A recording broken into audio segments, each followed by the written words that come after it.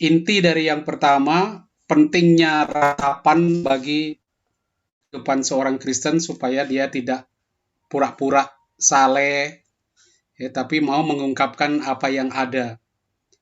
Nah, kita akan mulai membaca teks ini sekarang, ya. Masuk ke dalam pembacaan teks, karena pengantar sudah kita peroleh. Mari kita buka kitab Ratapan bab 1, ayat 1 sampai dengan ayat 22. Jadi cara pertama untuk memahami memang harus membaca dulu, setelah itu baru kita lihat isinya. Mudah-mudahan di depan Anda ada teksnya, ada Alkitabnya, sehingga kita bisa mengikuti dengan baik. Kalau tidak, saya berikan di depan sini. Ya, sedikit ada perubahan di situ, tapi tidak perubahan yang besar. Saya baca ya. Ah, betapa terpencilnya kota itu, yang dahulu ramai. Laksana seorang jandalah ia, yang dahulu agung di antara bangsa-bangsa, yang dahulu ratu di antara daerah-daerah, sekarang menjadi hamba. Pada malam hari, terseduh ia menangis, air matanya bercucuran di pipi. Dari semua kekasihnya, tak ada seorang pun yang menghibur dia. Semua teman-temannya mengkhianatinya, mereka menjadi seterunya. Yehuda telah pergi ke pembuangan karena sengsara dan beratnya penindasan. Ia tinggal di antara bangsa-bangsa, namun tidak mendapat ketenteraman. Siapa saja yang mengejarnya dapat menyusulnya pada saat ia terdesak. Jalan-jalan ke Sion diliputi duka cita karena tak ada yang datang ke perayaannya. Sunyi senyaplah segala pintu gerbangnya. Berkeluh kesahlah imam-imamnya, berpedih-pedih darah-darahnya, dan dia sendiri pilu hatinya. Lawan-lawan menguasainya, seteru-seterunya sejahtera. Sungguh Tuhan membuatnya merana karena banyak pelanggarannya. Kanak-kanaknya berjalan di depan lawan sebagai tawanan. Lenyaplah Putri Sion segala kemegahannya. Pemimpin-pemimpinnya bagaikan rusa yang tidak menemukan padang rumput. Mereka berjalan tanpa daya di depan yang mengejarnya. Terkenanglah Yerusalem pada hari-hari sengsara dan pengembaraannya, akan segala harta yang dimilikinya dahulu kala. Kala penduduknya jatuh ke tangan lawan dan tiada penolong baginya, para lawan memandangnya, mereka tertawa karena keruntuhannya. Yerusalem sangat berdosa, sehingga menjadi najis. Semua yang dahulu menghormatinya, sekarang menghinanya. Karena melihat ketelanjangannya, dia sendiri berkeluh kesah dan memalingkan mukanya. Kenajisannya melekat pada ujung kainnya, dan ia tidak berpikir akan akhirnya. Kejatuhannya mengerikan, tiada orang yang menghiburnya.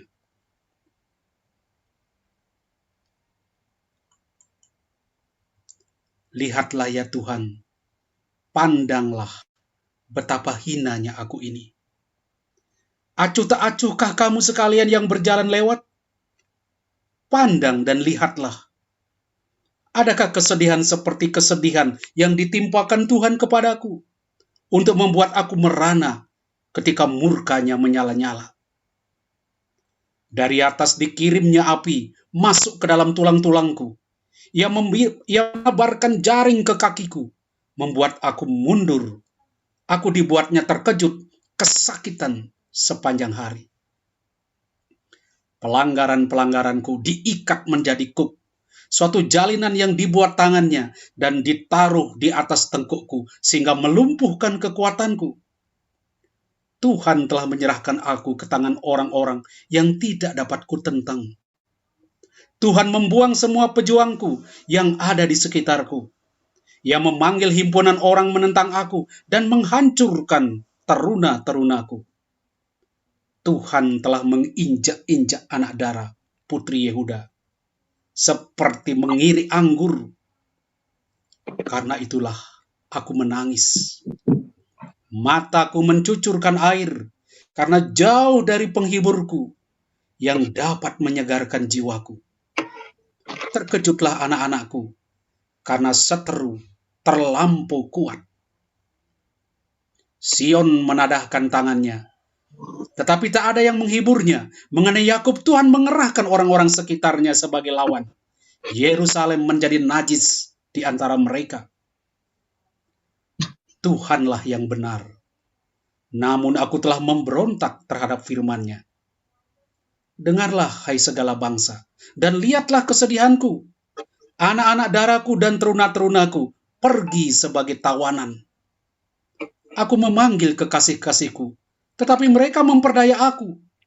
Imam-imamku dan para tua-tuaku telah mati di kota, ketika mencari makan bagi dirinya untuk menyambung hidupnya. Ya Tuhan, lihatlah betapa susahnya aku. Batinku bergejolak. Hatiku terbalik-balik dalam dadaku. Karena sudah melampaui batas, aku memberontak. Di luar, pedang membinasakan keturunan. Di dalam rumah, maut. Mereka mendengar betapa aku berkeluh kesah. Tetapi tiada penghibur bagiku. Seteru-seteruku mendengar tentang celakaku, dan mereka gembira karena Engkau yang mendatangkannya. Datanglah kiranya hari yang telah Engkau tetapkan itu, dan biarlah mereka menjadi seperti aku. Biarlah segala kejahatan mereka sampai ke hadapan-Mu, dan lakukanlah kepada mereka seperti yang telah Engkau lakukan kepadaku, oleh karena segala pelanggaranku. Betapa banyaknya keluh kesahku, dan sakitnya hatiku. Ya, itu puisinya ya. Jadi Anda kalau dengar saja sudah ya gimana merasakan kesedihan penduduk Yerusalem, orang-orang Yerusalem yang dihancurkan tahun 586 sebelum Masehi.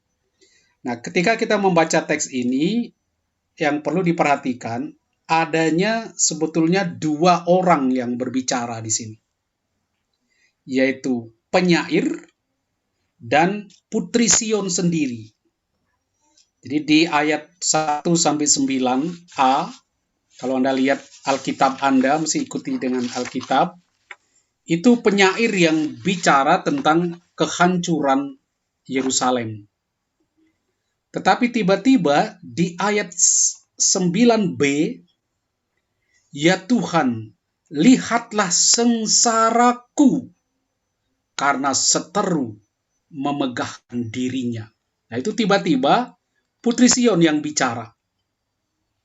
Ya, dia dipersonifikasikan sebagai seorang wanita. Dia mulai tidak tahan dengan apa yang sudah disampaikan.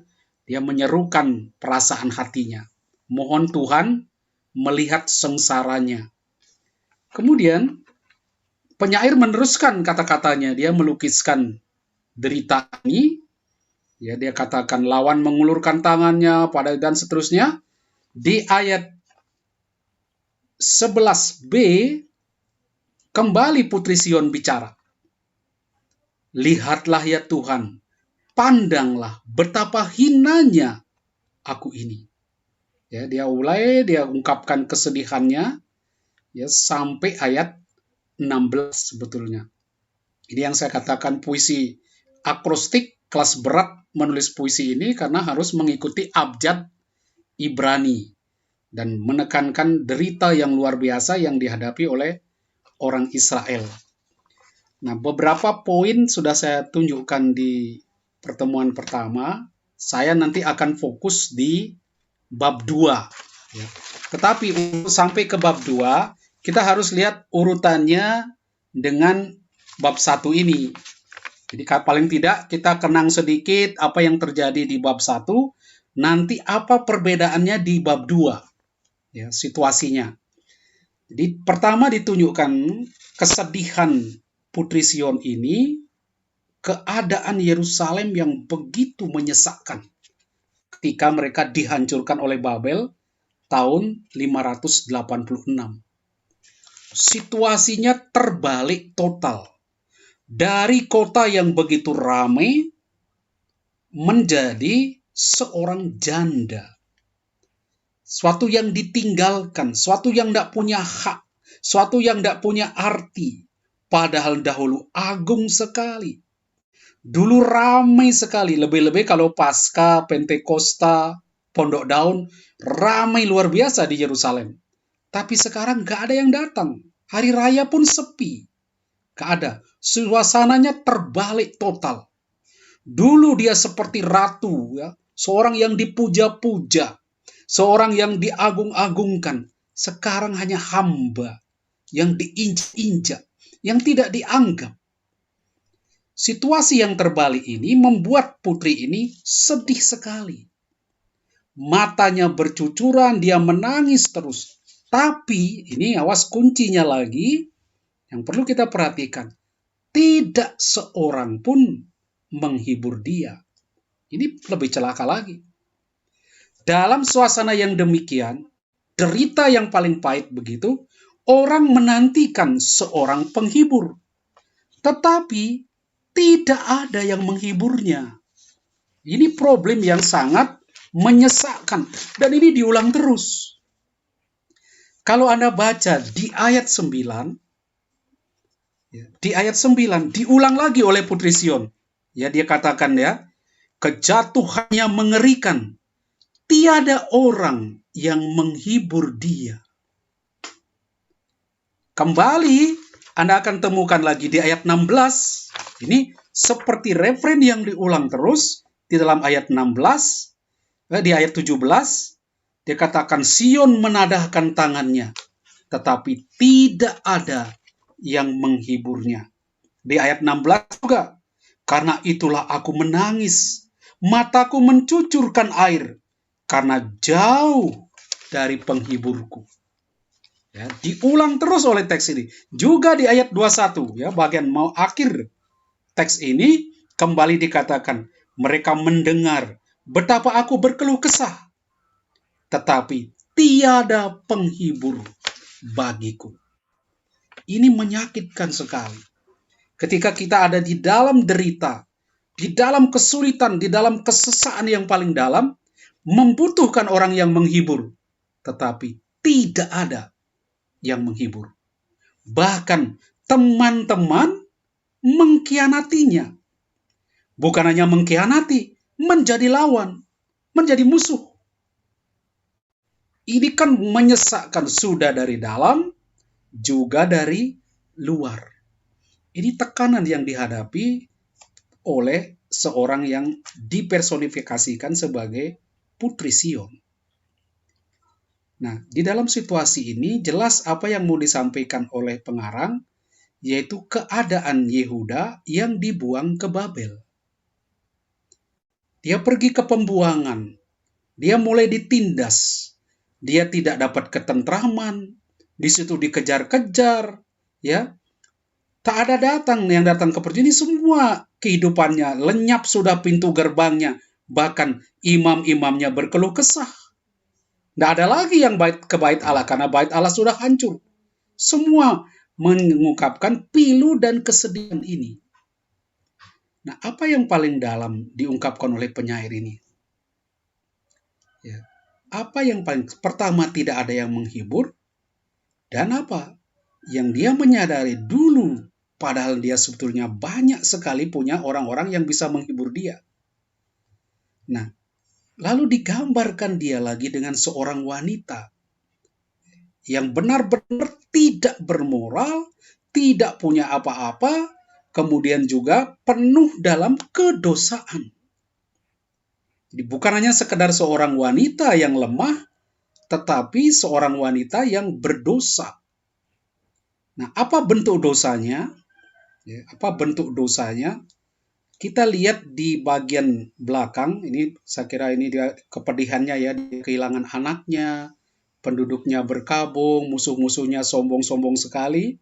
Kita lihat dosanya apa di ayat 7 dan ayat 9. Walaupun ayat ini mengulang rasa perasaan Yerusalem, tenangkanlah Yerusalem pada hari-hari sengsara dan pengembaraannya, segala harta yang dimiliki dahulu kala.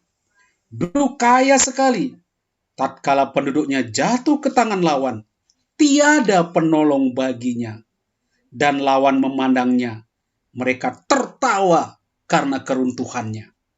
Ini dia ditertawakan di situ. Tetapi mengapa terjadi semua ini? Jadi yang kekasan di dalam bab pertama ini, mereka menyadari pahitnya penderitaan itu, tetapi dia sadar bahwa dosa ini akibat dari dosa mereka.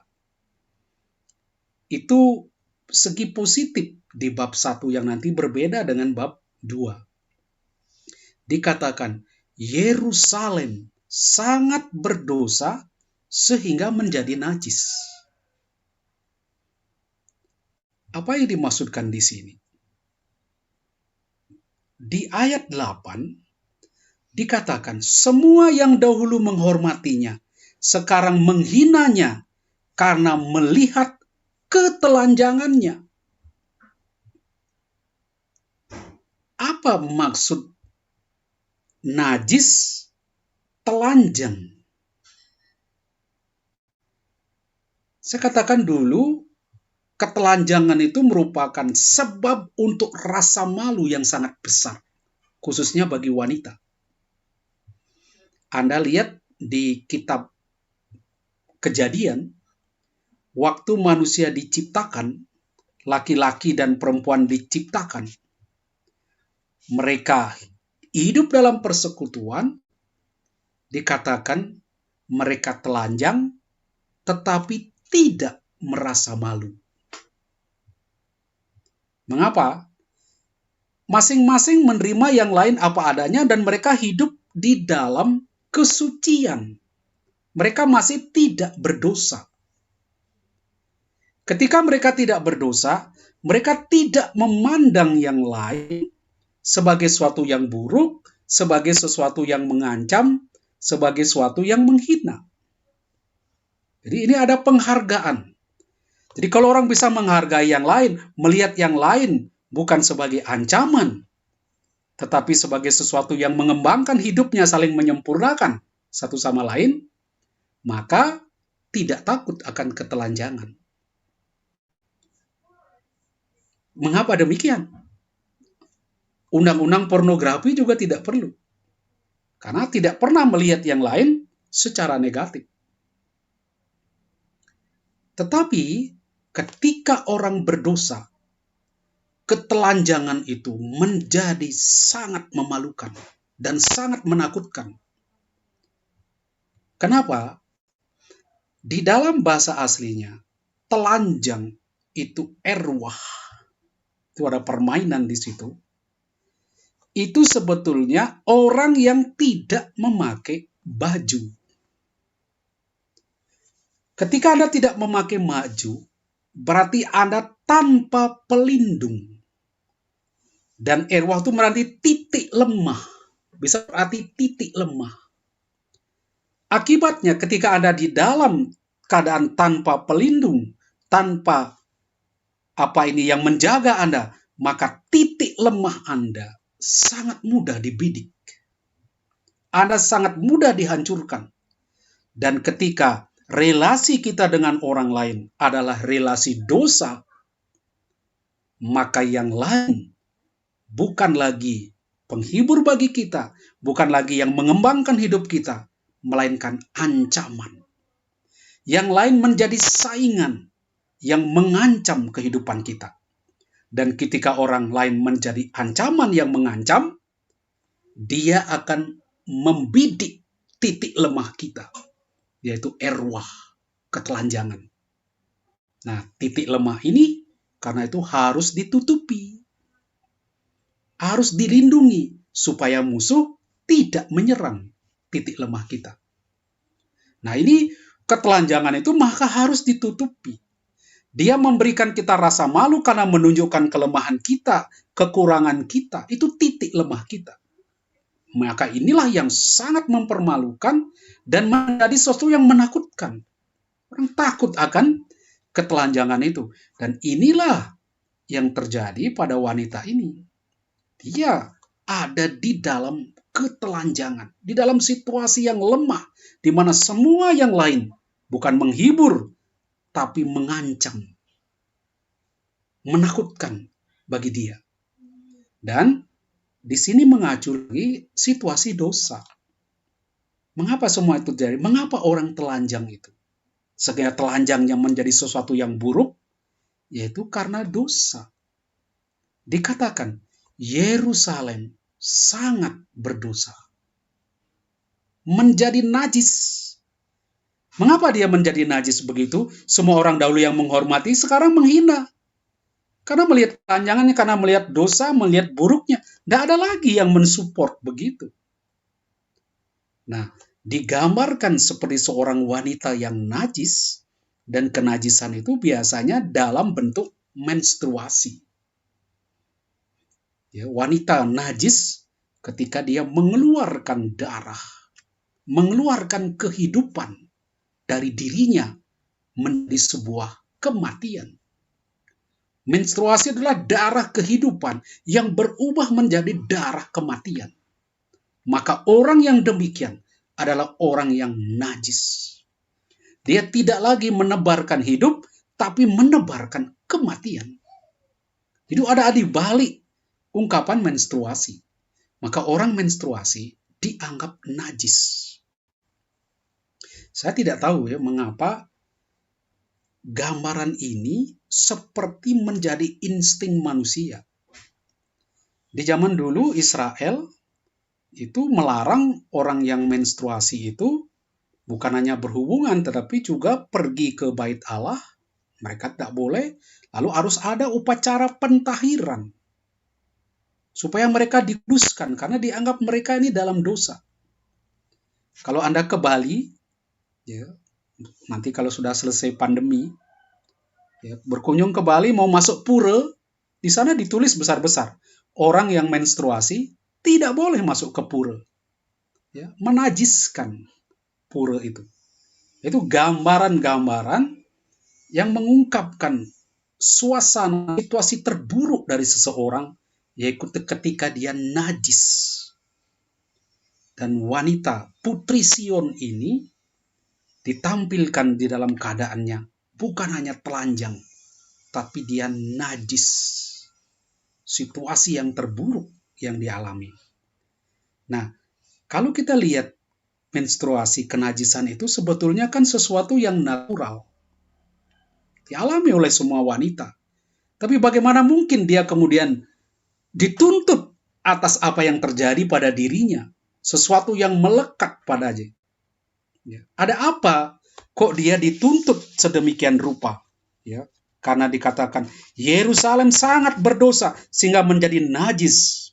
Semua yang menghormatinya sekarang menghinanya karena melihat ketelanjangannya. Dia sendiri berkeluh kesah dan memalingkan mukanya. Lihat ayat 9. Kenajisannya melekat pada ujung kainnya. Ia tidak berpikir akan akhirnya. Nah, ini yang persoalannya di situ. Sebetulnya dosa, ya, keburukan-keburukannya itu, berhala yang dia pegang itu, seringkali terjadi secara natural. Kelemahan dia, keburukan dia, yaitu dia tidak peduli. Sampai kenajisannya itu ada sampai di ujung kainnya. Dan dia tidak berpikir kapan itu akan selesai. Jadi ini parahnya dia sudah berdosa, sudah berbuat jahat, juga tidak peduli dengan apa yang terjadi pada dirinya sebelumnya. Dosa-dosanya begitu banyak, tapi tetap tidak peduli dan merasa itu natural, nggak masalah. Dan akhirnya Tuhan menjatuhkan hukuman kepada mereka. Nah, ini kita lihat yang terjadi pada Israel, dia kesadarannya ketika dia mengeluh ini, dia mengeluh deritanya luar biasa, penderitaannya luar biasa, tapi dia sadar bahwa deritanya ini karena dosanya, bukan karena apa. Lalu maka itulah dia berteriak, "Ya Tuhan, lihatlah sengsaraku." Karena seteru memegahkan dirinya. Ya jelas, dia sudah dikalahkan, sudah dibuang ke Babel. Babel tertawa-tertawa. Edom juga mengolok-olok mereka. Tetangganya juga ngolok. "Kapokmu kapan sekarang? Kau dulu gaya sombong-sombong. Sekarang kau rasakan apa yang terjadi pada dirimu." Ya. Karena itu dia terus berseru kepada Tuhan. Mohon supaya Tuhan lihat loh. Tolong liatin aja lah sengsaraku ini. Biar kau lihat. Dia nggak minta, "Tolong Tuhan selesaikan sengsara saya." Enggak. Lihat. Ini loh, keadaanku seperti ini. Itu lihatin lagi tuh musuh-musuhku sombong-sombong semua. Cuma itu yang bisa dia katakan. Karena dia sadar, dia ini berdosa. Tidak bisa minta-minta sesuatu kepada Tuhan. Lalu apa yang terjadi? Si narator itu terus berkata. Dia terus melanjutkan nanti kisah dia, cerita dia tentang keburukan-keburukan yang dialami oleh Putri Sion. Dia terus berjalan berbicara ya. Lihatlah ya, ini Putri Sion lalu berseru lagi di ayat ini. Dia nyatakan bagaimana keadaan dia, acuh tak acuh sekalian yang lewat. Ya, Imam ini lukisan yang saya tunjukkan betapa situasi buruk di Yerusalem ya. Sudah baca di situ. Singkat kata, akhirnya dia menyadari hal yang terburuk yang dia alami, yaitu apa? Dia merasa bahwa keadaannya ini terjadi paling rusak di dalam dirinya adalah hilangnya integritas dia. Dia merasa sudah tidak bisa apa lagi, tetapi terutama jati dirinya pun sudah rusak. Ini yang paling mendalam yang diungkapkan sebetulnya di ayat 20 dan 21. Ya, di ayat ini kalau Anda baca kok hilang ya saya? Di ayat 20 dan 21, kalau kita baca, ini, "Ya Tuhan, lihatlah betapa susahnya aku. Batinku bergejolak. Hatiku terbalik-balik dalam dadaku." Ini sulit sekali menerjemahkan ungkapnya ya. Bagaimana hatinya, tapi ada dalam dada. Gimana hati dalam dada itu seperti apa rasanya? Ya. Karena sudah melampaui batas aku memberontak dan luar. Jadi pengarang merasa bahwa dia ini sakit hatinya luar biasa, yaitu hilangnya integritas karena terbalik-balik di dalam dadanya. Sudah melampaui batas. Yaitu dia tahu bahwa Tuhan yang benar. Ini soal integritas dia. Dia tahu Tuhan yang benar, tetapi sulit menerima. Dia ingin dia yang benar, bukan Tuhan yang benar. Dia sadar dia menderita susah ini karena dosanya, tapi dia sulit menerima. Saya ingin bukan saya yang salah, tapi Tuhan yang salah. Apa yang terjadi dengan dirinya? Dia ingin sekali bebas dari situ dan melihat biar Tuhan, tapi ternyata dia temukan Tuhan yang benar. Dia berhak melakukan semua itu. Karena itu dia katakan, biarlah segala kejahatan mereka. Dan dia lihat orang-orang luar pun menghina dia. Sehingga dia ingin biar Tuhan balas mereka itu. Biarlah segala kejahatan mereka sampai ke hadapanmu. Dan lakukanlah kepada mereka seperti yang telah engkau lakukan kepadaku. Oleh karena segala pelanggaranku. Ini. Jadi dia sadar karena dia berdosa, dia menderita, dan dia jengkel dengan orang lain yang tidak membantu dia, tapi malah mengolok-olok dia. Teman-temannya Mesir, Asyur, yang dulu pura-pura mau membantu, tetapi justru menunjukkan sikap yang buruk kepada dia. Nah, inilah mengakibatkan deritanya dalam sekali.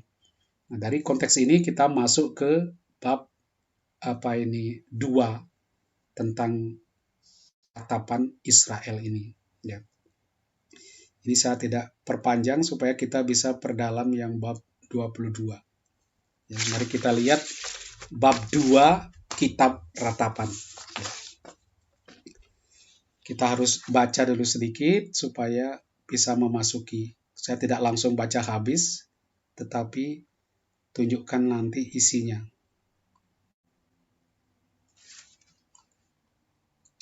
Silakan lihat di Alkitab Anda, ratapan bab 2.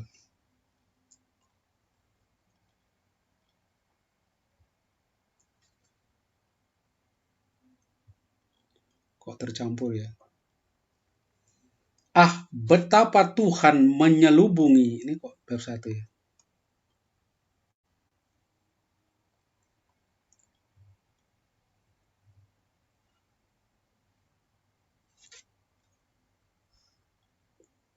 Oh, saya rupanya tidak masukkan teksnya di sini. Dilihat di teksnya, bab 2, ayat 1 sampai 22.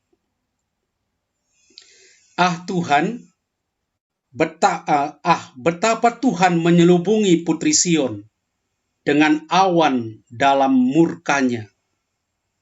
Keagungan Israel dilemparkannya dari langit ke bumi. Kemudian, pada hari kemurkaannya, tanpa belas kasihan, Tuhan memusnahkan seluruh tempat kediaman Yakub. Dalam amarahnya, Ia menghancurkan benteng-benteng putri Yehuda. Ia membuat kerajaan dan pemimpin-pemimpinnya tercampak ke tanah dan tercemar.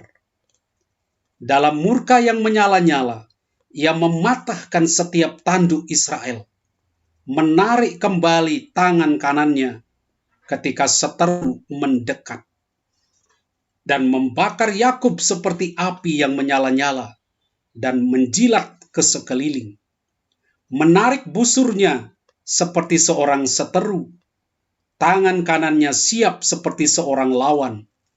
Ia membunuh segala yang menyenangkan mata dalam kemah Putri Sion, memuntahkan geramnya seperti api.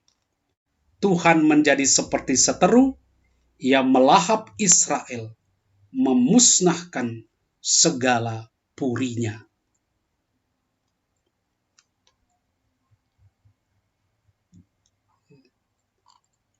Kayaknya ini kayak terbalik saya punya ini. Ya, kita lihat susunan dari bab 2 ini. Saya tidak baca seluruhnya. Saya harap Anda pegang Alkitab Anda karena teksnya, puisinya panjang. Ya, ini ada permainan yang bagus sekali antara penyair dan Putri Sion yang bicara sekarang. Tetapi lebih banyak si penyair. Kalau di bab 1, penyair dan Putri Sion agak bersaut-sautan sehingga lebih menyesakkan di situ. Ketika penyair bicara lalu disaut oleh Putri Sion. Nah, di sini praktis penyair yang bicara, Putri Sion secara jelas bicara kemungkinan hanya di ayat 20 dan 22. Ya, dia mengungkapkan. Kita lihat di bab 1 ayat 10, kalau lihat susunannya, saya tidak baca tadi sampai habis karena panjang sekali, nanti waktunya habis. Di bab 2 ayat 1-10, coba lihat Alkitab Anda. Ini penyair bicara dalam diri orang ketiga. Dia mendeskripsikan keadaan Yerusalem yang penuh sengsara dan penghinaan. Gayanya masih sama dengan yang bab 1, mulai dengan kata ekah. Betapa Tuhan menyelubungi Putri Sion dengan awan dalam murkanya. Itu dia dilukiskan derita yang dihadapi oleh Yerusalem.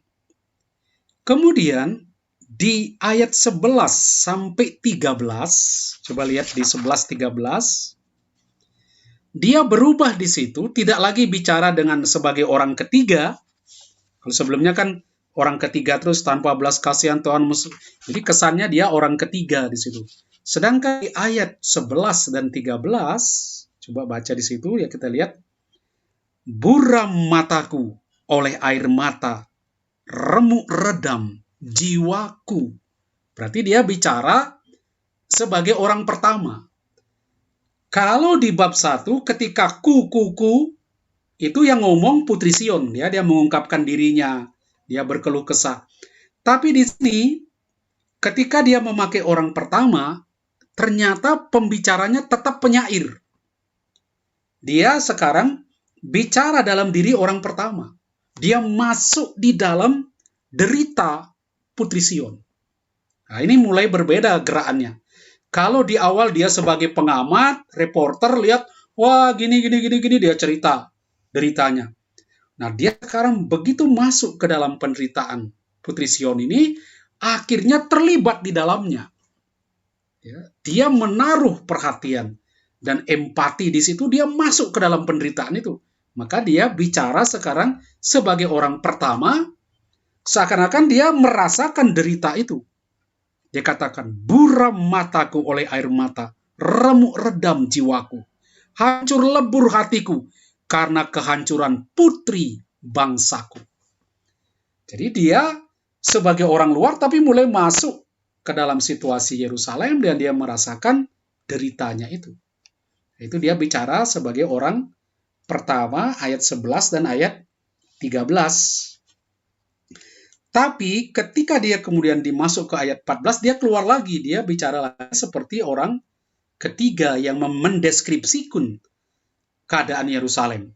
Nabi-nabimu melihat bagimu penglihatan yang sia-sia dan hampa.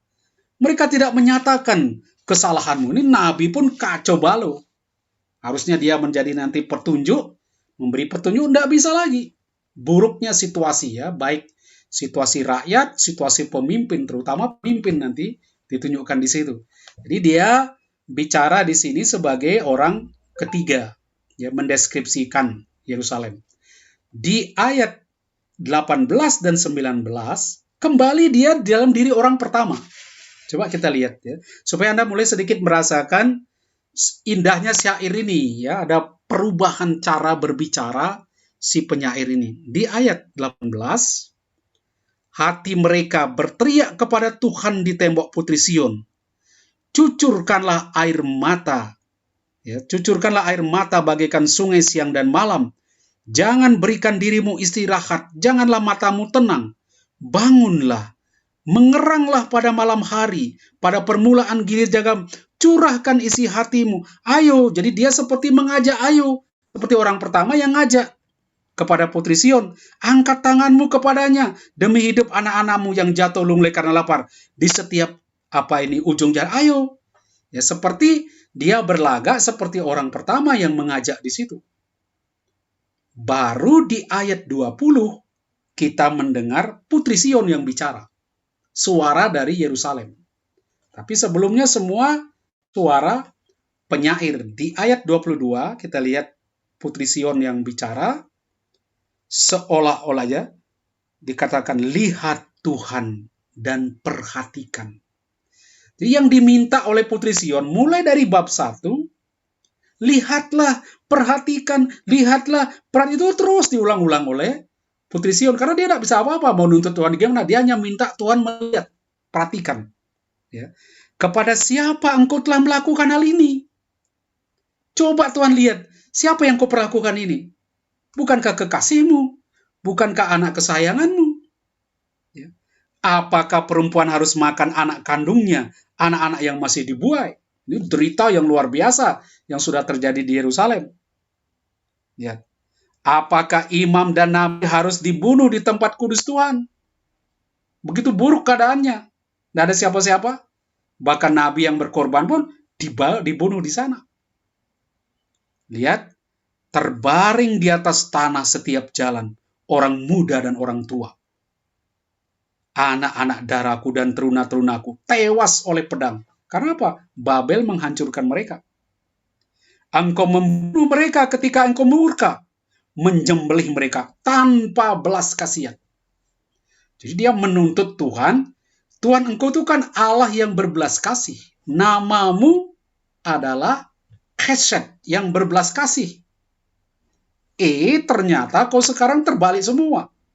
Engkau justru bertindak tanpa belas kasihan. Masih layak kau jadi Tuhan. Situ. Seolah-olah untuk hari perayaan kau mengundang semua yang kutakuti dari sekelilingku. Jadi, mestinya perayaan orang-orang yang datang, orang-orang yang bersiarah. Tapi malah Yang kau undang itu orang-orang yang kutakuti, musuh-musuh yang menghancurkan. Ketika Tuhan murka, tiada seorang pun yang luput dan selamat. Mereka yang kau buai dan kubesarkan, dibinasakan seteruku.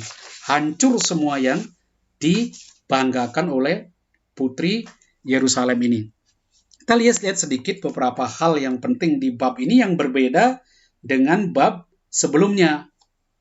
Ya, saya akan tunjukkan perbedaan esensial di dalam teks ini. Hal yang paling menyolok di bab 2 ini, sayang kita tidak bisa baca seluruhnya, tapi cobalah dikit-dikit kita baca ketika dibahas nanti, yaitu apa? Kemarahan Allah yang tidak terkendali. Jadi yang kurang ajar di bab 2 ini, Tuhan ini ngawur. Dalam rintihan si pengarang ini, dia merasa baik Putri Sion maupun penyair, katakan Tuhan ini ngawur nih. Ngamuk tapi tidak terkontrol ngamuknya ini. Sehingga bertindak melampaui batas. Berlebihan. Ya, lebay Allah itu ya. Ya, lebay di sini. Karena itu dia menuduh Allah ini menyerang tanpa belas kasihan atas kota dan penduduknya. Ketika dia tafsirkan peristiwa-peristiwa yang ada, ini semua di dalam teks, tidak ada dosa di bab 2. Mereka tidak menemukan bahwa Yerusalem itu berdosa. Tapi yang dia lihat, penyebab semuanya ini, hancurnya kota ini, yaitu Allah yang ngamuk, marah. Dan marahnya ngawur. Jadi dia tidak lagi melihat bahwa Putri Sion itu menderita karena dosanya. Nah, ini beda sekali dengan di bab sebelumnya. Di bab sebelumnya dia sadar, oh ini karena besarnya dosaku. Karena aku najis. Ya, karena aku berhala. Dan aku lupa, tidak perhatikan dengan penyakitku, dengan dosaku itu. Sampai kenajisanku melekat di ujung kainku. Nah, di bab 2, no. Ini semuanya Allah yang brengsek, ngawur. Bertindaknya ngawur, keaturan. Jadi, semua yang terjadi ini hanya karena kemarahan Tuhan. Bencana ini Tuhan yang marah. Jadi pandemi yang kita anakan, COVID ini orang bilang, oh ini dosa-dosa. Enggak, ini Tuhan lagi ngamuk. Ngamuknya ngawur. Nggak aturan ngamuknya. Ya, seperti itu kira-kira cara pikirnya di bab 2. Dan banyak orang percaya, ini karena ini kemarahan ini tidak ada tempat untuk orang yang beriman. Jangan ngomong begini. Bab 2 ini parah sekali kalau kita ikuti. Saya katakan pelan-pelan, nanti dulu. Kita lihat apa yang dia sebutkan di sini. Beberapa poin yang dia nyatakan di sini ya. Kita tidak bahas satu persatu, tapi poin-poin penting yang kita bisa lihat di bab 2 ini. Pertama, seperti di bab 1, dia menyebut Yerusalem ini juga Putri Sion. Ya, tetap gambaran seorang wanita dan tidak sebut janda persisnya, tapi kita bagaimanapun kita dibantu oleh gambaran di bab 1 digambarkan wanita ini Putri Sion, dia seorang janda. Jadinya orang yang lagi situasinya lemah, yang perlu perlindungan, perlu bantuan. Tapi Tuhan tak peduli terhadap mereka ini. Nah, teks-teks ini memakai, nah ini dia pinternya di puisi ini, walaupun dia tidak menunjukkan dosa Israel, tapi istilah-istilah yang dia pakai mengacu atau mengingatkan kita akan perjanjian. Terminus-terminus perjanjian.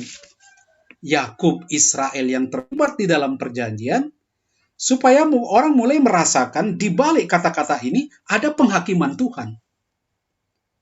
Karena Tuhan membuat perjanjiannya itu bilateral.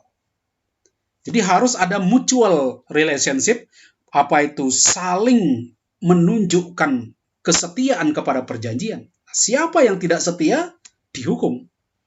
Karena itu dia memakai istilah-istilah yang berbau perjanjian untuk melihat bahwa Tuhan ini sedang menghakimi, melakukan penghakiman terhadap orang yang dianggap tidak setia kepadanya.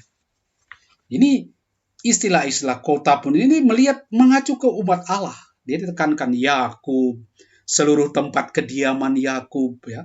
Dia buat supaya orang membayangkan inilah sebetulnya yang dihadapi oleh Tuhan, umat yang dia ajak melakukan perjanjian. Nah, di ayat 1 sampai 10, penderitaan kota ini terjadi karena apa yang telah dilakukan oleh Allah kepada mereka. Apa yang Tuhan buat? Menutupi kota ini dengan awan amarahnya. Jadi, Allah luar biasa. Bukan menutupi awan hujan, tapi awan amarah, awan murka. Kenapa dia buat awan murka? Tidak disebut oleh berdosa. Tuhan keterlaluan. Dan dia membakar habis. Kalau dilihat di teks Ibraninya itu araf, bahar. Jadi istilahnya api yang menyala-nyala. Seperti itu. Jadi memusnahkan, memakan habis seluruh tempat kediaman Yakub. Ini tempat kediaman Yakub apa? Yerusalem. Ini tempat dia berjanji. Tempat yang dia anggap atau dia janjikan akan berlangsung selama-lamanya. Tempat kudusnya. Jadi semua Allah seperti api yang menyala-nyala telah menyerahkan kepada musuh tembok dan puri-purinya. Jadi semua yang istimewa pada Israel, pada kota ini, dihabisi oleh mereka, oleh Tuhan. Jadi kejahatan Tuhan luar biasa. Di balik situasinya, sama seperti yang di bab 1, sekarang kehebatan Yerusalem lebih ditekankan pada keagungannya. Bukan segi rame, kotanya yang rame, banyak orang ke sana. Sekarang lebih dilihat ke unsur relasi dia dengan Tuhan, bagaimana pentingnya tempat ini, agungnya sebagai rumah Tuhan. Itu lebih ditekankan di bab 2. Maka dipakai istilah misalnya tiperet, ya, kemegahan, keagungan. Ini mengacu kemana? Ya, di dalam ayat 1 kalau Anda baca di ayat 1 ya, keagungan Israel dilemparkannya dari langit. Apa yang dimaksud dengan keagungan, kemegahan di situ? Ya, tiperet. Dia ini mulia, sudah dihiasi oleh Tuhan, mengacu, orang dapat apa ini, indikasi-indikasi di balik kata itu, mengacu ke rumah Tuhan. Rumah yang mulia, yang nanti ditekankan di bawahnya. Itu yang saya katakan di awal dulu, namanya paralelisme di dalam puisi Ibrani. Dia mengungkapkan hal yang sama dengan dua cara berbeda. Karena orang Yahudi ciri khasnya itu begini, dia tidak mau mengucapkan satu hal itu satu kali, tapi berkali-kali. Untuk menegaskan supaya orang fokus kepada apa yang dia sampaikan. Jadi dia ucapkan berkali-kali, tapi dengan cara yang berbeda supaya tidak membosankan.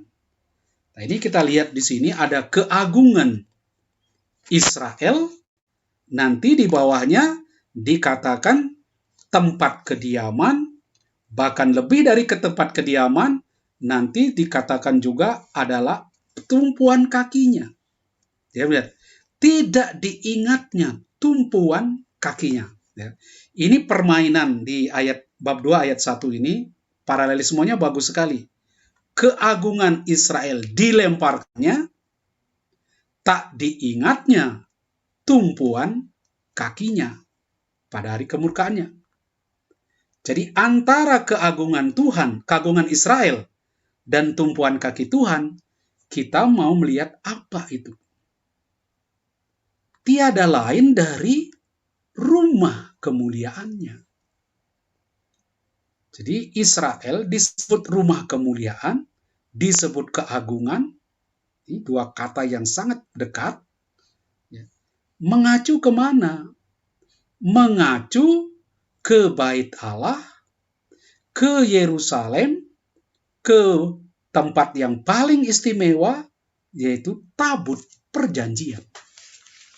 Jadi kita coba meresapkan di bagian pertama sekali, kita sudah diajak memikirkan Tuhan itu sudah menyelubungi sesuatu yang paling esensial di Israel, yaitu tabut perjanjian. Sekarang apa? ditutupi dengan awan kemurkaan. Ini sudah terbalik sama sekali.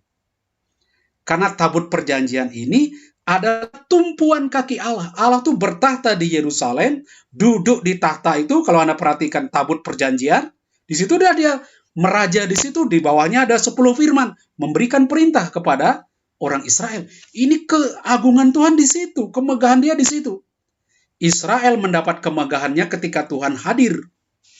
Nah, konsepnya itu kuat sekali, yaitu Allah menjadi Allah orang Israel kalau dia bertahta di tengah-tengahnya. Kalau dia hadir di tengah-tengahnya, punya rumah di tengah-tengahnya. Baru dia menjadi Tuhan atas umat itu. Oleh karena itu, kalau Anda lihat dalam perjalanan Israel di padang gurun, Musa diminta membangun kemah pertemuan. Tempat di mana Tuhan hadir, di mana Tuhan bisa ditemui. Itulah tandanya Tuhan meraja, itulah tandanya Tuhan sungguh-sungguh Tuhannya, Allahnya. Dan melindungi mereka, harus ada tempat dia hadir. Dan bisa diajak berkomunikasi. Maka Musa selalu ke sana kalau mau ketemu dengan Tuhan. Dan itu gambarannya nanti mengacu kepada bait Allah. Inilah tumpuan kakinya di dalam bait Allah itu ada tahtanya. Apa itu? Tabut perjanjian. Itulah tumpuan kakinya. Bayangkan, tumpuan kaki ini sudah diselubungi dalam awan murka. Di situ bukan dia menebarkan, menyampaikan kabar sukacita, kegembiraan, tapi kemarahan. Lihat di Mazmur 99 ayat 5. Tinggikanlah Tuhan Allah kita. Sujudlah menyembah pada tumpuan kakinya. Dialah yang kudus. Di situ mereka selalu merayakan keagungan Tuhan yang menyertai mereka, yang membimbing mereka, yang menuntun mereka. Dan ini banyak sekali digunakan oleh orang Israel sebagai pujian kepada Tuhan yang meraja, yang hadir, yang memimpin mereka. Nah, ini kata ini. Kemegahan Israel, kota yang disebut kota terindah, kesukaan seluruh dunia. Ini luar biasa mestinya, tumpuan kaki Tuhan. Tapi apa? Sudah ditinggalkan. Tempat yang istimewa itu sudah justru ditinggalkan. Tidak diingat lagi, Tuhan nggak peduli lagi. Udah nggak perlu, nggak butuh aku tinggal lagi tempatmu. Artinya sudah meninggalkan Israel. Kemudian, coba lihat ayat 3. Oh, ini puisinya sadis sekali ya, melukiskan bagaimana Israel itu dibuang oleh Allah. Di ayat 3. Dalam murka yang menyala-nyala, ia mematahkan setiap tanduk Israel. Menarik kembali tangan kanannya ketika seteru mendekat dan membakar Yakub seperti api yang menyala-nyala yang menjilat ke sekeliling. Ia menarik busurnya seperti seorang seteru, tangan kanannya siap seperti seorang lawan, dan seterusnya. Tapi saya mulai ada di ayat 3 ini, ya. Tanpa kasihan Tuhan memusnahkan seluruh tempat kediamanku. Jadi tempat bait Allah semua dihabisi. Bukan hanya itu, dia katakan dia juga menghancurkan tanduk. Ini dalam murkanya mematahkan setiap tanduk Israel. Apa artinya tanduk? Ini metafora untuk kekuatan dan kehormatan. Jadi kalau Anda baca di kitab Wahyu, anak domba itu bertanduk 7. Jadi dia punya kuasa lengkap, penuh, sehingga bisa membuka gulungan kitab itu. Semua kuasa diberikan kepada dia. Tapi Israel juga punya tanduk, kekuatan, kehormatan. Selama ini dia memiliki itu, tapi sudah dipatahkan. Tidak lagi mempan. Kalau kau tarung, nggak bisa lagi. Seperti binatang, kalau mau tarung, nggak ada tanduknya mau gimana? Nggak ada senjatanya dia. Udah nggak bisa apa-apa.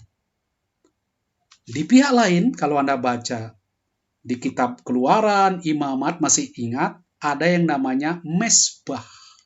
Tempat yang paling kudus juga untuk kurban. Menyampaikan kurban kepada Allah yang ada di tempat paling kudus. yaitu di tabut perjanjian itu di depannya ada mezbah. Di dalam mezbah itu, mezbah persembahan ini ada tanduknya ya, ada 4 gitu, ada tanduknya masing-masing, ada tanduk mezbah itu. Nah, di dalam tradisi Israel, kalau seseorang mau menyelamatkan diri, ya, seperti Raja Hizkia misalnya mau dibunuh, dia pegang tanduk itu. Orang yang memegang tanduk mezbah ini tidak boleh dibunuh. Artinya dia ada dalam perlindungan Tuhan. Jadi kalau sampai orang membunuh orang yang sedang memegang tanduk ini, wah, kesalahannya besar sekali. Karena dia sedang mengatakan, saya berlindung pada Tuhan, dan orang yang sudah tradisi mereka, inilah tempat suaka politik. Memang ada tempat-tempat, ada kota-kota perlindungan di Israel, di mana orang yang jahat dibuang ke situ supaya jangan dibunuh. Tapi ada tempat perlindungan yang paling aman, yaitu tanduk mezbah ini. Nah, apa artinya? Tanduk mezbah ini pun sudah dihancurkan, sudah dipatahkan oleh Tuhan. Coba dia ada gunanya lagi kau punya mezbah-mezbah gini. Tanduknya pun dihancurkan, artinya nggak ada lagi tempat perlindungan bagimu. Jangan kau pikir kau cari suaka politik, suaka enggak ada. Semua saya habiskan. Nggak ada lagi perlindungan buatmu. Jadi Tuhan patahkan tempat-tempat perlindungan itu bagi Israel. Nah, apa yang terjadi kalau sudah demikian? Kalau sampai tempat perlindungannya pun hancur, tidak ada harapan bagi orang Israel.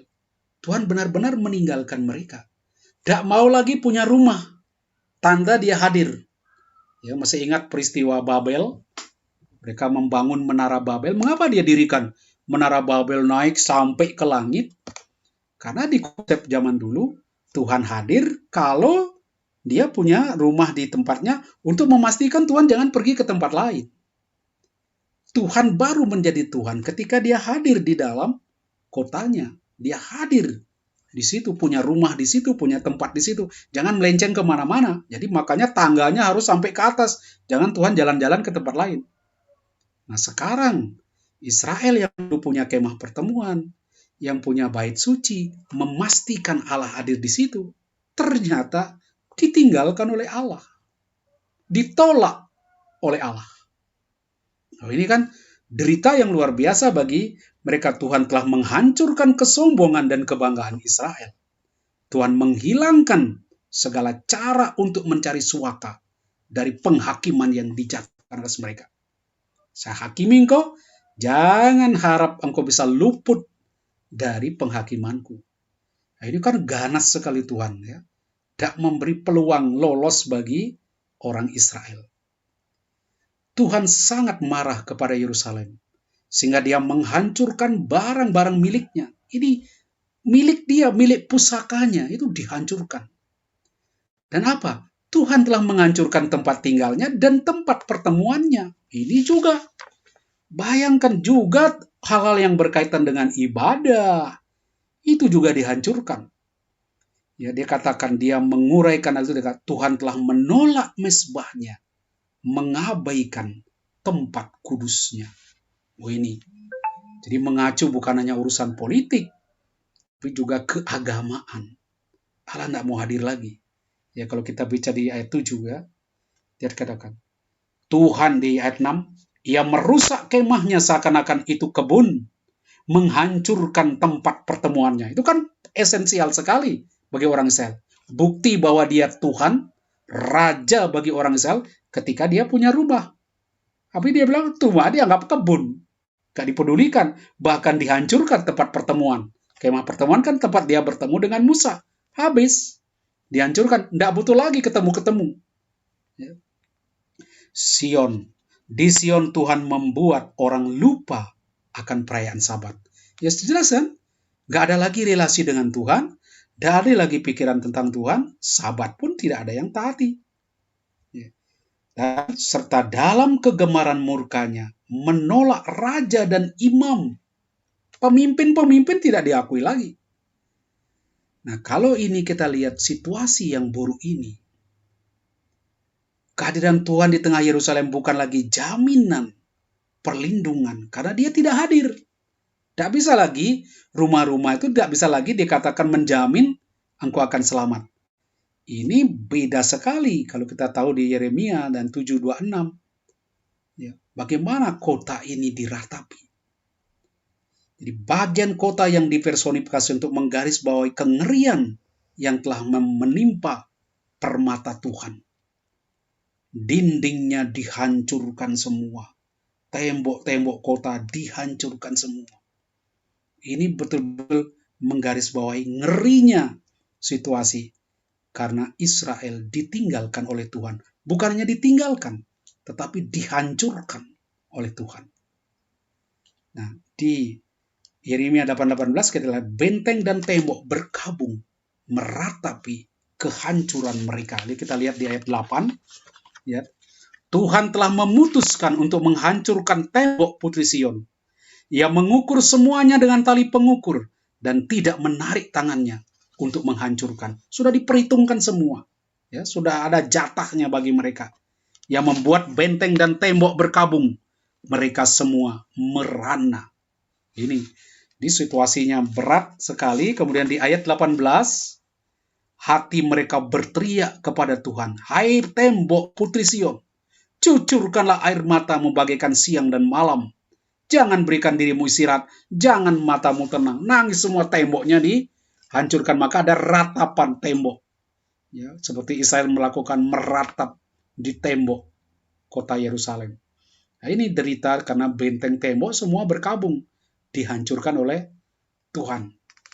Nah, ayat 6-9 ini sebetulnya lebih menekankan penghakiman Tuhan yang tidak tanggung-tanggung terhadap pemimpin. Ini mengapa terjadi yang demikian? Bukan hanya kotanya dihancurkan, tetapi para pemimpinnya. Raja dan imam yang seharusnya ya memimpin di situ, memimpin rakyatnya, justru ditolak, bahkan diasingkan. Kalau orang tanpa pemimpin gimana? Kan semraut kota itu. Coba lihat. Ia merusak kemahnya seakan-akan itu kebun dan seterusnya. Serta dalam kegeraman murkanya menolak raja dan imam. Lalu di ayat 9, coba Anda lihat ayat 9. Dibenamkannya gapura-gapuranya ke dalam tanah, dipatahkan dan dihancurkannya palang-palang pintunya. Raja dan pemimpin-pemimpinnya berada di antara bangsa-bangsa, tidak ada petunjuk. Bahkan nabi-nabi tidak lagi menerima penglihatan dari Tuhan. Ini semuanya udah habis. Raja nggak bisa memimpin, imam nggak bisa mempersembahkan korban, nabi-nabi juga tidak mewartakan lagi nubuatan Tuhan. Nggak ada penglihatan, nggak ada vision. Nggak ada vision. Jadi semua ini mengecewakan. Tidak ada lagi petunjuk. Karena Taurat juga tidak ada. Tidak ada yang mengikuti lagi. Dan lebih celaka lagi, mereka lihat Tuhan menggunakan musuh untuk menghakimi umatnya dan kotanya. Jadi dalam suasana sangat sedih, penyair lalu bertanya, Tuhan, apakah dia pernah memperlakukan orang lain seperti ini? Pernah enggak kau buat ini? Kok ngeri sekali? Putri Sion tanya, apa pernah kau buat yang begini kepada orang lain?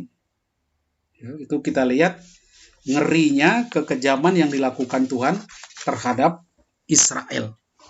Nah, apa yang bisa kita pelajari? Kita tidak bahas satu persatu bahasanya, tapi poinnya di situ ya, ke derita orang Israel karena hancurnya kota Yerusalem, dan hancurnya itu karena Tuhan lagi ngawur. Ya, marahnya itu tidak terkendali, bahkan dia hancurkan apa yang dia suruh bangun. Bait Allah, kemudian kota, apa yang jadi kebanggaan, bahkan tempat kediamannya, tumpuan kakinya, dihabisin. Paling yang nyuruh membuat itu siapa? Dia sendiri. Tapi dia sendiri yang menghancurkan. Ini kan ironis sekali di sini. Inilah dijadikan ratapan oleh orang Israel. Bahasa penghakiman dan kehancuran dalam ratapan. Sekata memutarbalikkan secara tragis apa yang ada di Mazmur Sion. Kalau Anda baca Mazmur Sion, pujian orang Israel terhadap Sion. Indah luar biasa, mengagung-agungkan Sion. Dan ini kebanggaan mereka. Tetapi semua itu seperti dibalik oleh Mazmur ini. Sion merayakan kebesaran Yerusalem, kota pilihan, rumah yang aman, di situ orang merasa tentram. Sekarang malah menjadi tempat orang menderita. Coba kita lihat Mazmur 46. Ya, Mazmur 46, Allah kota benteng kita. Jadi ketika Allah hadir di situ, dia meraja di situ, maka kota itu akan kuat, kota itu akan aman dan tentram. Ya, saya baca di sini ya, khususnya nanti ayat 7 dan ayat 11. Allah itu bagi kita tempat perlindungan dan kekuatan, sebagai penolong dalam kesesakan, sangat terbukti. Jadi tidak bisa diragukan lagi bahwa dia itu kekuatan, perlindungan, penolong dalam kesesakan. Terbukti. Dan dia hadir di mana? Di Sion, di Yerusalem. Lalu ayat 7. Bangsa-bangsa ribut, kerajaan-kerajaan goncang. Ia memperdengarkan suaranya, dan bumi pun hancur. Lalu di ayat 8, Tuhan semesta alam menyertai kita, kota benteng kita ialah Allah Yakub. Jadi katakan itu, kota benteng kita Allah Yakub. Jadi dia menyertai kita, yang lain goncang, kita tidak akan goncang. Lalu di 48, apa yang telah kami dengar itulah yang kami saksikan di kota Tuhan semesta alam. Di kota Allah kita, Allah menegakkan untuk selama-lamanya. Anda kalau baca Mazmur, pujian Israel terhadap Sion, terhadap Yerusalem, terhadap bait sucinya, luar biasa. Ini kota yang megah sekali, dan di situ mereka menemukan ketentraman, kedamaian, dan keamanan, perlindungan dari Tuhan. Semuanya dibalik di dalam ratapan. Semuanya dibalik. Nah, seorang pemuja mungkin merenungkan itu. Aduh, gimana? Itu Allah. Sekarang keamanan kota Tuhan telah ditiadakan oleh Tuhan sendiri, yang telah membantu musuh-musuh Yerusalem dalam menghancurkan kota. Ironis sekali. Dulu dia yang suruh bangun, bikin ini, bahkan detil sekali. Musa harus buat apa sampai kandilnya. Ini kau buat ini, lihat. Kalau Anda baca Pentateuch, detil sekali Tuhan suruh buat ini, buat. Sekarang, dia hancurkan sendiri, bahkan membantu musuh-musuh Yerusalem untuk menghancurkan kota itu. Dia kadang-kadang berperan sebagai temannya musuh, diam-diam tapi membantu musuh, tapi kadang-kadang nyerang juga. Sikap Tuhan seperti itu. Nah, kita mengkritisi teologi pemilihan sebagai hak istimewa dan perlunya tanggung jawab. Sering di dalam kehidupan manusia, khususnya Israel maupun orang Kristen, itu bangga bahwa kami ini orang pilihan. Dan ketika dia merasa saya ini sudah orang pilihan, ya, orang Kristen kan suka begitu kan. Orang-orang Katolik, wih kita ini terpilih di antara bangsa-bangsa lain, di antara orang-orang lain. Tuhan ini, kita jadi Kristen, kita jadi Katolik, ini pilihan Tuhan. Kita ini orang-orang pilihan. Lalu, dengan kesadaran itu, kita merasa selalu dilindungi Tuhan, kita milik Tuhan yang paling berharga. Engkau berharga di mataku, bagikan aku selalu di biji matamu, tidak pernah lepas dari dia. Kita merasa aman di situ. Tetapi, lihat apa yang kita baca di dalam teks ini. Ditegaskan bahwa seakan-akan semua apa yang dikatakan tidak bisa dikalahkan, tidak bisa dihancurkan, ternyata dihancurkan oleh Tuhan sendiri. Jadi Israel jangan menganggap dirinya hebat sekali karena dipilih Tuhan, karena dilindungi Tuhan. Ya, saatnya tiba bahwa itu pun dihancurkan. Ya, janji kepada Daud, kerajaanmu kekal abadi selama-lamanya. Ternyata tidak, dihancurkan. Kenapa? Pentingnya berpikir soal pilihan dan soal tanggung jawab. Anda diberi hak istimewa, privilege karena panggilan. Tapi jangan lupa, ada tanggung jawab. Ada tuntutan kesetiaan. Kalau tidak, ya sudah, dihabisi. Jangan berpikir, oh itu kan janji Tuhan, Tuhan tidak bisa lupa pada janjinya. Tidak, selalu ada tuntutan tanggung jawab. Jika itu tidak dilakukan, Tuhan bisa berbalik, bisa menghancurkan itu. Dan itulah yang terjadi dengan Yerusalem.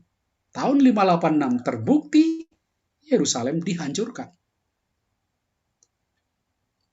Saya katakan tadi di dalam bagian awal, ini esensial sekali di bab 2. Allah yang tak terkendali.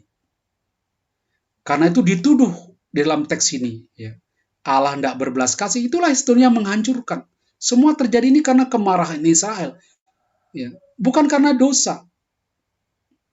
Sehingga teriakan-teriakan ini di dalam kitab ratapan ini terasa tidak enak di telinga kita. Karena penulis, pengarang yang meratap ini menyalahkan Tuhan. Tuhan kalau salah kan bukan Tuhan lagi. Tapi di sini dia penulis katakan bukan karena salah kami, tapi karena Tuhan yang tidak tahu berbelas kasih. Tidak tahu marah yang aturan. Marahnya ngawur, tak terkendali. Nah ini, pandangan ini seringkali tidak punya tempat di dalam doa. Orang tidak suka doa-doa kita seperti ini. Apalagi bab 2 ini, tidak ada yang positif di bab 2 ini. Isinya ngamuk sendiri, mengungkapkan kesedihan dan kekecewaannya kepada Tuhan yang ngawur. Sehingga orang akan berat sekali membaca bab 2 ini sebagai buku doa. Tapi saya katakan, justru sebaliknya, jangan mengira ini merusak hidup spiritualitas Anda. Khususnya orang-orang karismatik. Ya, yang suka puji Tuhan, syukur kepada Allah, ya, hidup harus penuh syukur di situ. Pandangan demikian, saya katakan kalau mengatakan jangan sampai ini dipakai, bab 2 ini jangan dibaca, harus dibuang. Saya katakan, ini menyangkal kebenaran firman Tuhan. Ini bukan iman Alkitabiah. Kalau Anda masih mengimani Alkitab sebagai firman Tuhan, doa ini harus tetap dipanjatkan. Karena dia mengajar kita untuk tidak berbohong. Untuk mengungkapkan apa yang ada, apa yang menjadi bagian isi hati kita. Jadi puisi ini mengalir dari kemarahan. Ya sudah. Ini ungkapan kemarahan seseorang. Dia jujur marah kepada Tuhan. Dan selalu lihat betapa Tuhan ini marah tidak terkendali, bikin saya juga marah kepadanya. Ya. Ini ada retorika kemarahan. Bahasanya muter-muter tentang rasa sakit, dia putar bolak-balik gitu kalau Anda baca. Tapi dia mengungkapkan ketidakpercayaan, pengkhianatan, bailai. Dia tunjukkan semua itu. Tetapi ada apa di balik dia tunjukkan? Seperti ada pengkhianatan, Tuhan yang tidak aturan ini. Dia katakan, penyebab penderitaan tak terkatakan adalah cara Allah dalam berelasi dengan manusia. Tuhan, kau tuh tidak beres berhubungan dengan kami. Kamu tuh meninggalkan perjanjian bahwa kamu tuh setia. Di mana soal kesetiaan sekarang? Ini dia marah sekali dan marahnya luar biasa kepada Tuhan. Tetapi kemarahan dia bukan hujatan. Bukan pula sesuatu yang tidak cocok untuk doa. Di mana? Ya, jangan membaca ini sekarang dia menghujat Allah. Ya blaspheme. Wah orang ini bagaimana ngomong seperti ini? Dituduh Tuhan melakukan tidak tahu berbelas kasih, marahnya ngawur, tidak aturan. Ya bahkan menghancurkan apa yang dia suruh dirikan. Ini Allah yang mencela-mencela. Dulu suruh membangun, sekarang suruh menghancurkan. Tapi saya katakan, ini justru bahasa kesetiaan. Di balik dia ngomong begini, dia sebetulnya mau mengungkapkan betapa setianya dia kepada Allah. Dia masih berteriak kepada Tuhan ketika dia menyadari Tuhan sedang menghancurkan dia. Ya. Dengan ketulusan yang dalam, ia berteriak kepada Tuhan. Menyerukan pengalaman nyata, fakta, rasa sakit yang luar biasa, dan teror yang tidak manusiawi. Ia tidak menyembunyikan apa-apa. Inilah fakta Tuhan. Inilah yang saya saksikan. Ini yang saya alami. Dan dia menampilkan Allah. Semua yang salah dengan dia dan relasinya. Tuhan, apa yang tidak beres antara engkau dan aku? Ada masalah apa hubungan engkau dan aku? Tetapi dengan berbuat itu, sebetulnya dia setia kepada Tuhan. Dia bicara dengan Tuhan. Ada masalah. Ada problem relasi antara engkau dan aku. Dan kemarahannya. Sebetulnya dia tidak mau Tuhan pergi. Dengan teriak-teriak gitu. Dia ingin Tuhan tetap hadir. Dia ingin hubungannya dengan Tuhan tidak habis. Karena peristiwa ini. Dia mempertahankan komunikasi. Dia tetap mau bicara dengan Tuhan. Meskipun Tuhan tidak menjawab. Nah, ini kan luar biasa. Kalau Anda lihat di dalam teks ini, di bab 2 ini. Tuhan tidak bicara apa-apa. Dia teriak sendiri. Dia ngomong sendiri. Dalam situasi ketika Tuhan putus hubungan. Dia buang, dia tinggalkan, dia hancurkan tempat kudusnya, dia tidak mau lagi hadir di tengah-tengah mereka. Tuhan sudah ngambak, marah, saya habisin kau. Tapi dalam situasi yang demikian, dia tidak balas pemutusan hubungan itu dengan putus, benar-benar putus. Tapi dia teriak, dia jalin komunikasi. Dia tetap berseru walaupun tidak dijawab. Nah, ini kan luar biasa. Kesetiaan seseorang yang masih mau mempertahankan hubungannya dengan Tuhan. Dan Tuhan diam saja, tidak mau jawab. Padahal itu hubungannya rusak.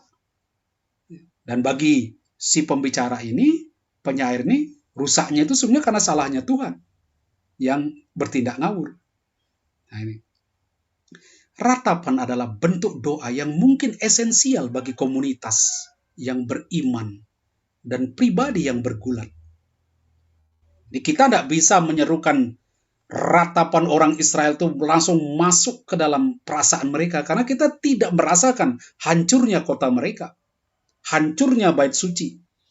Mungkin ada yang pikir, syukurlah bait sucimu dihancurkan sehingga engkau tidak sombong. Beda cara kita membaca. Tapi kita membaca sejarah kita. Sejarah hidup kita yang juga berisi kehancuran, yang berisi bagaimana Tuhan memutuskan hubungan dengan kita. Ada pengalaman sejarah, ada peristiwa secara individu maupun kelompok yang bisa menjadi pergulatan kita. Secara pribadi maupun komunitas. Karena ini, teks ini mengalir dari harapan bahwa tidak ada suatu pun tentang hidup manusia yang tidak pantas bagi maksud ilahi. Dia mulai sadar, walaupun saya menderita begini, Tuhan menjauh. Tetap dia yakin peristiwa-peristiwa ini tidak lepas dari rencana besar yang ilahi. Bukan kekacauan, kekejaman. Itu tidak bisa, tidak boleh memisahkan dia dari Tuhan. Saya alami kekacauan di dalam kehidupan saya, di dalam bangsa saya. Ada kekejaman, kekerasan. Tapi jangan ini memisahkan saya dari Tuhan. Seakan-akan Tuhan telah meninggalkan, lalu saya ikut-ikut, tidak mau lihat peduli dengan Tuhan. Ya. Karena itu penyangkalan, mencurahkan isi hati siang dan malam sampai Tuhan melihat pemisahan kita dari Tuhan itu dan dari diri kita. Dia coba terus teriak. Supaya Tuhan hanya apa? Ia hanya ingin Tuhan melihat. Dia hanya ingin Tuhan memperhatikan. Itu saja. Bahwa saya ini sedang menderita. Coba lihat kok, saya sedang menderita. Dia tidak minta apa-apa. Jadi akar ratapan adalah iman bahwa Tuhan adalah Tuhan keadilan. Jadi dia sedang melakukan keadilan. Yang jika melihat, ia bertindak dalam keadilan. Dia perhatikan. Oh, kau berdosa. Oh, kau ini. Dia lakukan keadilan. Tapi ketika dia diam menanti. Dia diam. Tapi dia menanti. Menanti saya teriak-teriak. Dan di situ ia akan membaharui relasi. Ini yang dia lihat di situ. Di dalam balik ratapan iman ini, dia sadar bahwa ini Tuhan lagi ngambek, lagi melakukan keadilan kepada dia. Walaupun dia merasa tidak bersalah Tuhan ini, tapi dia sedang ada sesuatu di dalam kehidupan ini, relasi saya yang tidak beres dengan Tuhan. Lalu dia coba, Tuhan menanti. Kalau menanti, dia akan membaharui relasi saya. Karena itu dia coba membangun harapan itu dengan teriakannya. Kedua, ini yang menarik lagi bagi saya. Sudah di awal saya katakan, Putri Sion ini mencari penghiburan di dalam deritanya. Tapi siapa yang dapat menghiburnya? Di dalam teks sepertinya tidak ada yang bisa menghibur. Malah orang-orang dekatnya mengolok-olok dia, membuat dia lebih tertekan. Tuhan pun tidak memberi jawaban. Tuhan pun diam.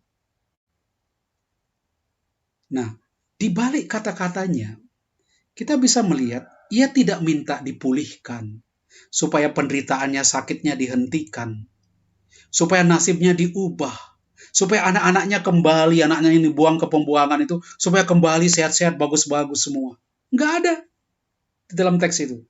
Nggak, kita baca tidak ada.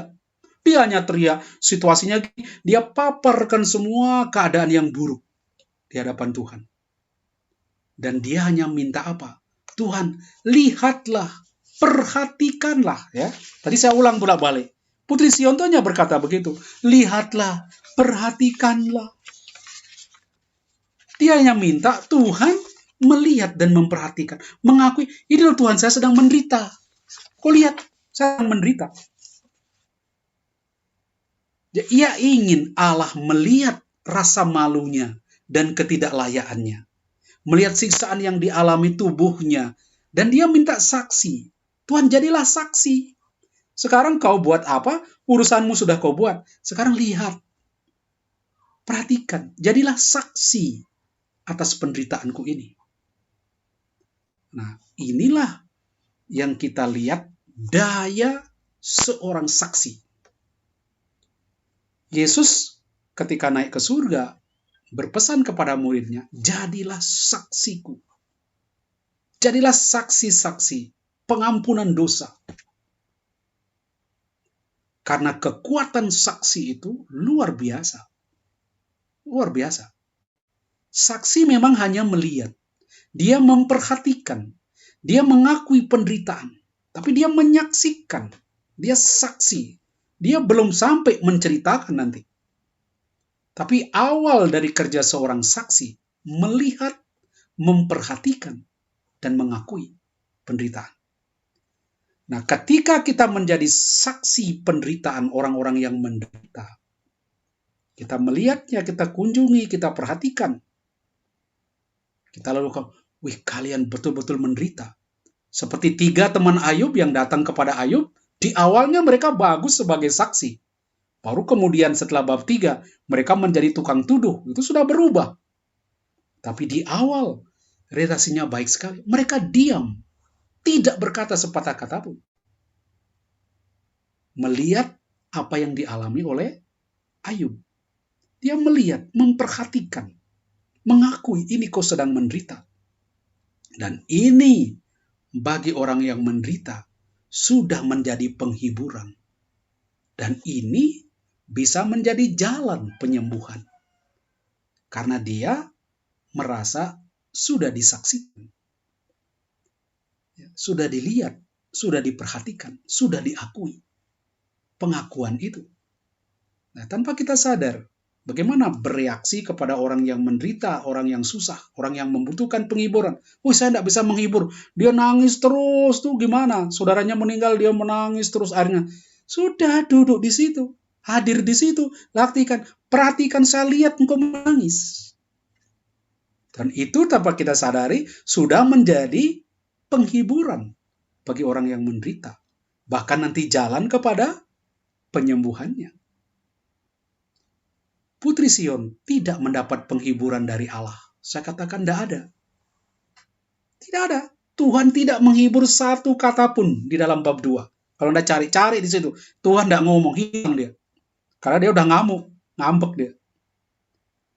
Tetapi dia memberi penghiburan dengan cara lain. Kalau Anda lihat situasinya di pembuangan, maka kita akan dihantar kepada kitab Deutero Yesaya. Ya, yang orang katakan bisa mulai dengan bab 40, ya, itu sampai dengan bab itu 80, ya banyak ya, tapi tidak ada kepastian persisnya. Tapi teks-teks ini yang diperkirakan ditulis pada zaman pembuangan sampai akhir pembuangan, isinya adalah tentang penghiburan. Jadi teks-teks yang kuat sekali mulai bab 50, kalau Anda lihat di situ saya katakan mulai bab 48 di situ. Ya. Tuhan sudah tunjukkan kepada Israel bahwa dia mau menghibur umatnya. Ya. Kuat sekali di dalam kitab Yesaya, dia menunjukkan hiburlah umatku. Lewat siapa dia memberi penghiburan itu? Adalah lewat Tuhan. Lewat apa? Nabi-nabinya. Coba kita lihat Yesaya 40. Ya, itu yang biasa dianggap sebagai awal kitab Deutero Yesaya. Tuhan berfirman, hiburkanlah umatku. Demikianlah firman Tuhan Allahmu. Tenangkanlah hati Yerusalem dan serukanlah kepadanya bahwa perhambaannya sudah berakhir. Bahwa kesalahannya telah diampuni. Sebab ia telah menerima hukuman dari tangan Tuhan 2 kali lipat karena segala dosanya. Tuhan tidak menghibur di kitab ratapan, tapi dia menghibur di kitab lain melalui nabinya. Dan kalau kita tahu, tulisan di Yesaya 40 tadi, yang biasanya disebut kitab Deutero Yesaya, ini sebetulnya khas sekali mengacu pada apa yang disebut penulisan pada zaman pembuangan dan akhir pembuangan. Jadi teks ini ketika orang Israel sudah siap-siap mau pulang, sudah ada gejala Babel akan hancur, muncul vision ini, ya saya katakan tenanglah, hibur kamu akan segera pulang. Ada harapan, jangan meratap di sini, jangan menangis di sini, jangan sedih. Tuhan akan memberikan harapan di situ.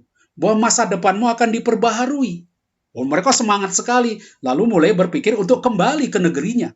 Senang sekali. Karena Tuhan tunjukkan lewat nabinya. Ada harapan. Tapi dalam ratapan, tidak ada. Buntu di sini. Gak ada setitik pun kata yang menghibur dia. Oh, nanti engkau begini. Gak ada gejala-gejala. Bahwa mereka melihat vision itu. Akan ada penghiburan. Sehingga apa? Bahaya sekali, tidak ada pengharapan. Nah, di dalam situasi yang demikian, ratapan, teriakan ini membuka ruang imajinasi, harapan baru dengan menampilkan luka-luka. Cerita rasa sakitnya, ungkapkan luka, derita, tuh makin ada teriak-teriak begitu. Ini melahirkan imajinasi-imajinasi, harapan-harapan baru. Supaya apa? Mungkin hanya sesudah itu dunia baru akan terbuka bagi mereka. Jadi orang yang luput dari penyalahgunaan kekuasaan, perang, penderitaan radikal tragis, harus menceritakan sejarahnya, harus berteriakkan apa yang sudah terjadi. Walaupun tidak kelihatan ada pembaharuan, ada harapan-harapan baru, teriakkan. Supaya orang berimajinasi, membuka ruang harapan baru itu.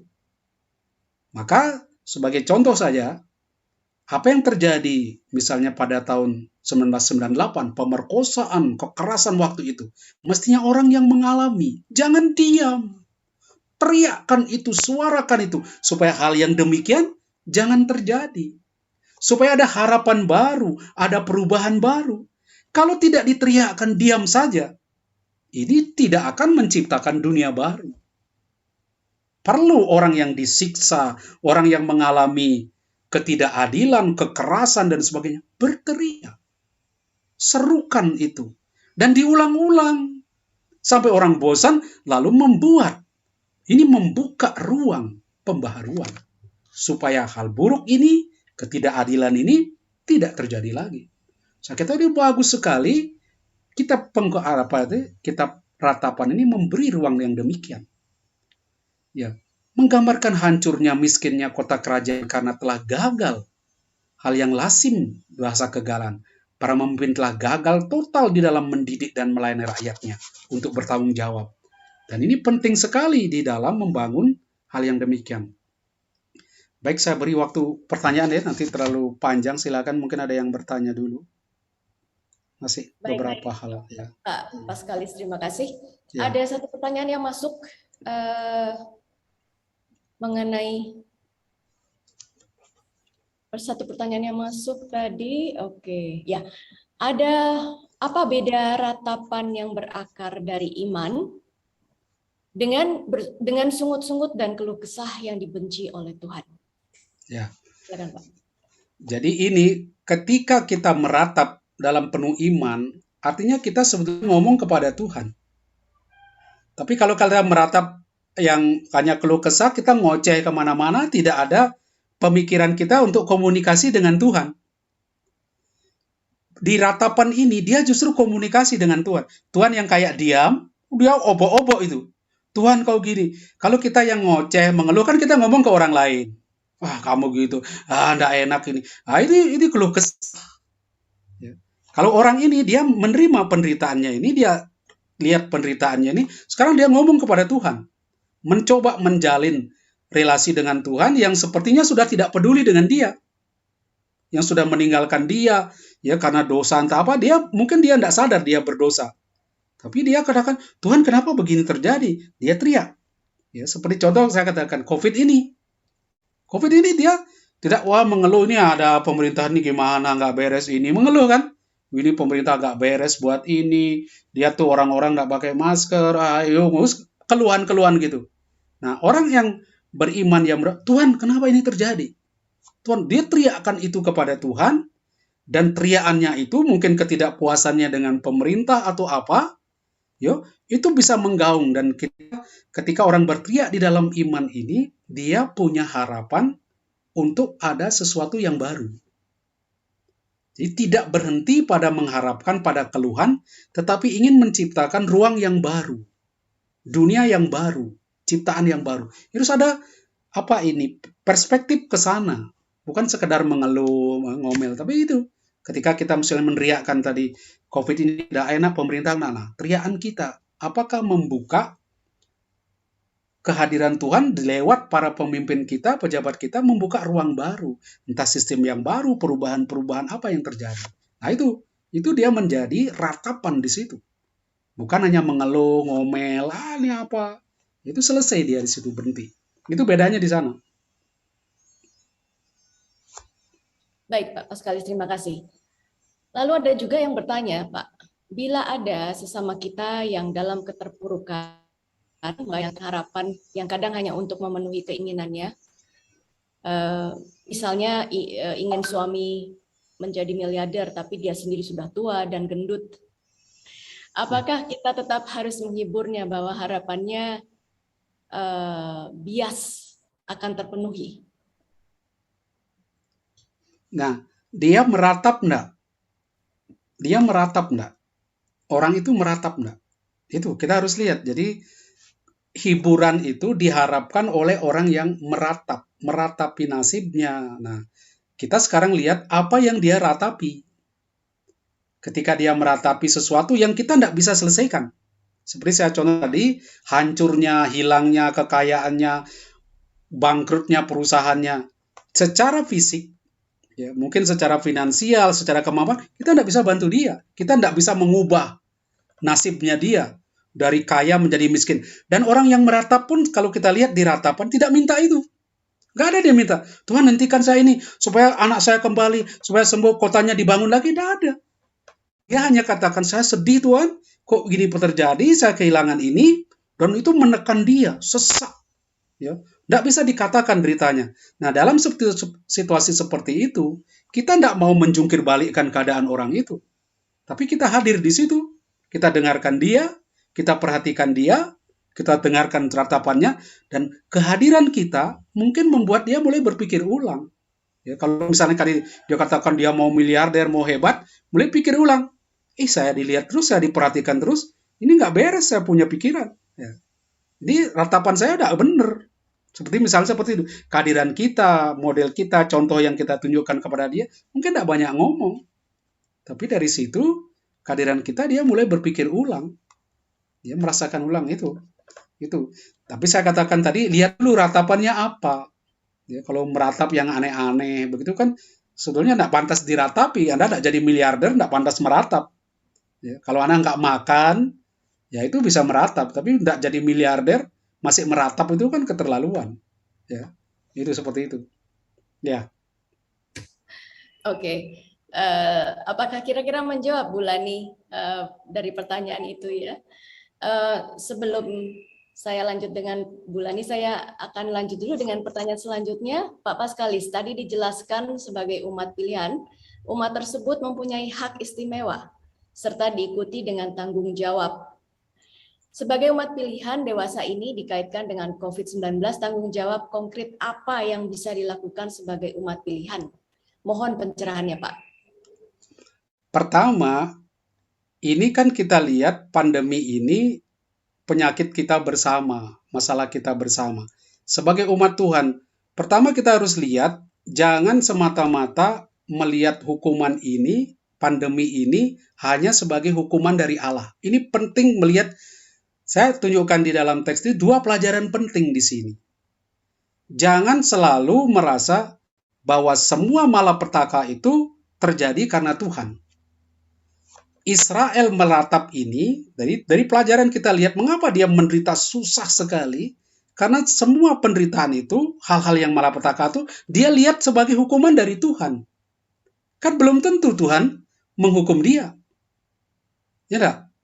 Jadi jangan itu, karena kita melihat itu pertama sebagai hukuman dari Tuhan, ya sudah kita biarkan ini Tuhan sedang bekerja supaya memperbaiki.